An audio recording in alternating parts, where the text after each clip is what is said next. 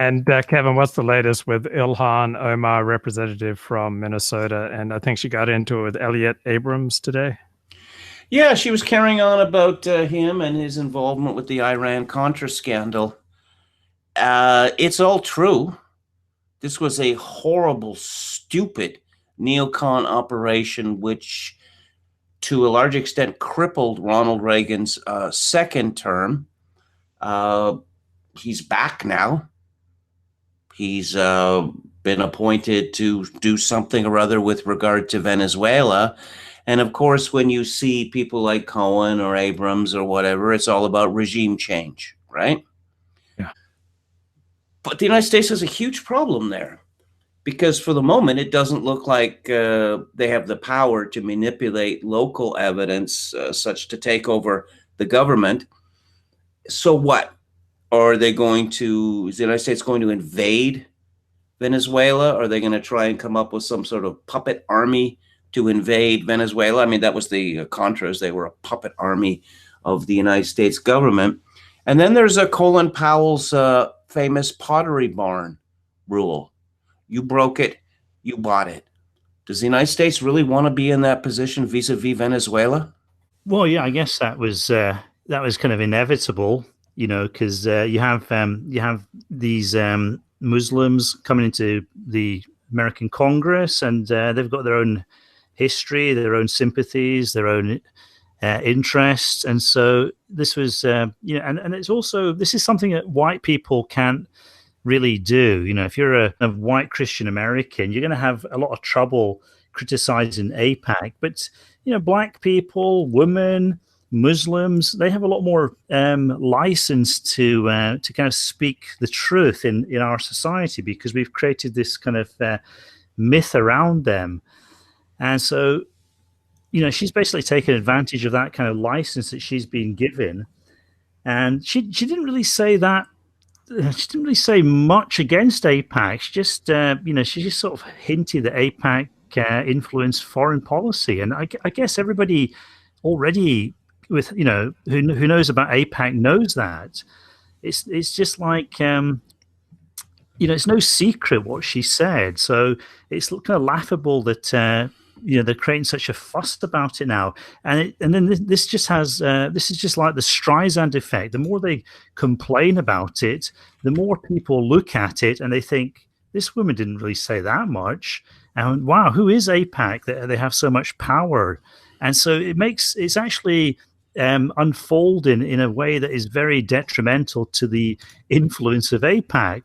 The best thing they could have done would have been to have just ignored this, and then, you know, after you know, after things had cooled down a bit, or you know, they should have then tried to have a quiet word with her so that nobody would know about it. But they, you know, they're actually dealing with this in the worst way possible. They're trying to get this ethnic woman, this kind of sacred character in our culture, you know, because of what's happened over the last few decades, and they're trying to ritually humiliate her for saying something very, very mild and which everybody knows to be true.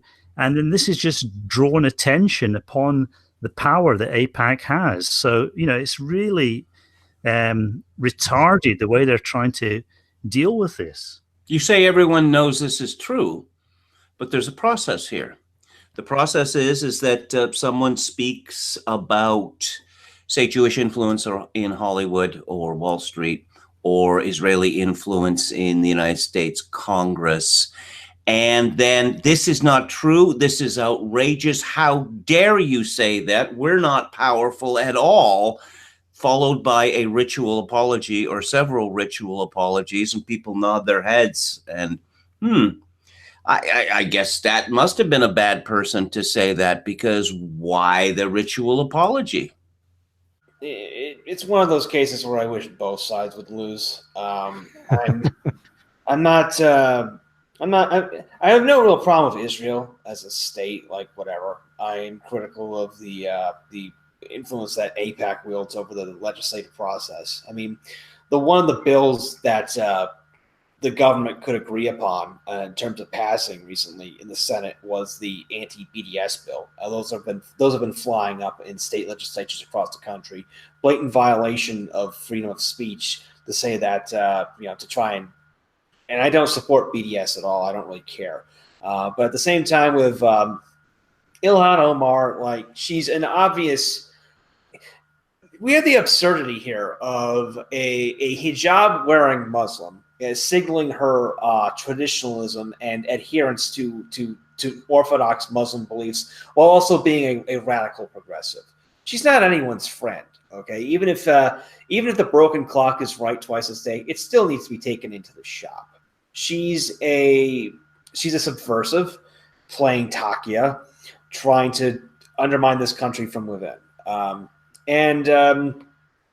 I'm amused at watching basically the Democrat coalition of the fringes, as Steve Sayer put it, just collapse in and on itself within like a month of taking office. That's just high comedy to me. She comes from a country where the mean IQ is 67, so she is in effect not backing down. And this is very bad indeed for the Democratic Party, because there is a old young split here. Amongst the young, increasingly, either they don't care about AIPAC, they don't particularly care about Israel, or they are actively hostile to Israel. She's just like running amok now because of that. So I think it's great, and we need more Muslims in the Democratic Party, obviously. The United States involvement in Central America it's not been very good.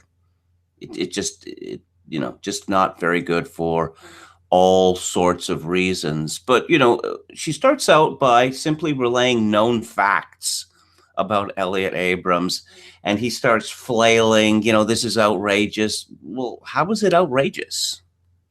I have to agree with Matt. I wish they, both could lose.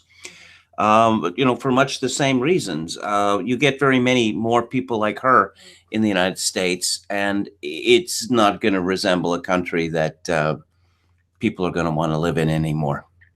Yeah, I have some personal experience being around people like Ilhan Omar. I was, I don't know if anyone here has been to Minneapolis, but I was there about 6 years ago. It's not very comfortable walking around Somalis alone. This week, we witnessed two amusing Alliance of the Fringes circular firing squads. Newly elected Somali Muslim rep Ilhan Omar, Democrat of Mogadishu, was struggle sessioned by the Democratic leadership into apologizing for pointing out that pro-Israel Jewish Americans are influential because they contribute a lot of money to politicians. Stunning how much U.S. political leaders spend defending a foreign nation, even if it means attacking free speech rights of Americans, meaning Israel and or the free speech assaults on the BDS movement. Omar chimed in with, "It's all about the Benjamins, baby." This is the news coverage, not an opinion piece. Ms. Omar's Twitter comment linking money from the American Israel Public Affairs Committee to AIPAC to political support in Washington for Israel played into anti-Semitic tropes that have their roots in the Middle Ages that fueled centuries of stereotypes about Jews using money to control the world. What she doesn't realize is AIPAC, like every other advocacy organization in Washington, is exercising its constitutionally protected rights to advocate on behalf of its agenda, Rabbi Pesner said, adding, "When you call it out and differentiate the Jewish community, it feeds that stereotype of controlling the world." Of course, what made Representative Omar's tweet so outrageous to the powerful was that it was more or less true. Jews contribute about 3/4 of all money to the Democratic Party and about 25% to the Republican Party. So it's another classic case, Colin, of people saying something that's true, and then the whole world just descends on their heads. This isn't going to go away either. This is going to intensify. We're going to get more of this down the line, and this is what happens when you take a nice white society like America, where everybody has decent table manners and knows what to say and what not to say, and you replace it with a lot of third worlders. with Ilhan Omar, we're starting to see a bit more of the kind of true diversity coming through. And so it's great that people are getting to experience what true diversity is. Here's more from Steve Saylor. Noticing the wealth of Israel's advocates is considered playing into anti-Semitic tropes. For instance, Senator Marco Rubio took the lead in denouncing Omar for her irreverence toward America's delicate pro-Israel billionaires. Rubio, co-sponsor of the current bill to make anti-Israel BDS boycotts illegal, himself is something of a wholly owned subsidiary of billionaire car dealer Norman Brahman, former proprietor of the NFL's Philadelphia Eagles. Just how many Jewish billionaires there are is something you are never supposed to talk about outside of the Jewish press, which finds the topic enthralling. For example, Jewish Business News reported last year, Jews are disproportionately represented on the roster of the richest business people, with Jewish individuals making up only 0.2% of the world's population. This would suggest they are overrepresented among global billionaires by an extraordinary 2 orders of magnitude. Kevin. Elliot Abrams is the author of Faith or Fear: How Jews Can Survive in a Christian America. He is very much exercised about the question of intermarriage. Intermarriage is bad.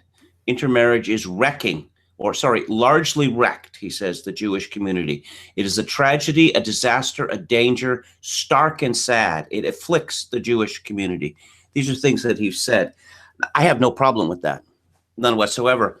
Of course, when people start talking about, white people falling as a percentage of the American population, maybe becoming a minority, well, that makes you Adolf Hitler, right? This latest bill to kind of outlaw or I guess, defund criticism of Israel, the BDS, the anti-BDS law, is a classic case of pushing things a little bit too far. And when you do that, people start to notice, and it starts to piss people off. And it also means that you're America is essentially this kind of free speech culture. And so when you have a group that is actively organizing and pulling every political string in the book to outlaw criticism of a certain state in the Middle East, then that just looks like overreach. People are going to start noticing, and they're going to resent that kind of abuse of power.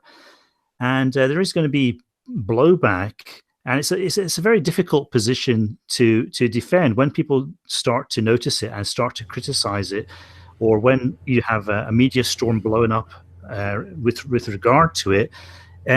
People are going to see that this community has occupied a very advanced position, and that's going to subject them to a lot of kind of enemy fire in some way or at some point. It's time for Jews in America to decide whether they're going to be part of the evil deplorables, or whether they're going to continue to be on the side, bringing in the people who hate them. I think this is a real problem. I think that the question that Heller Belloc identified in his book on the Jews, that if Zionism leads to a state of Israel, a reconstituted state of Israel, then the question will be asked, well, if there's a Jewish state, why aren't you there? I mean, I think it's fairly obvious, it's been fairly obvious for a long time, that it's not in the interest of the Jewish diaspora in the United States to be identified so closely with a foreign state. But of course, it's more than your career's worth to make a statement like that.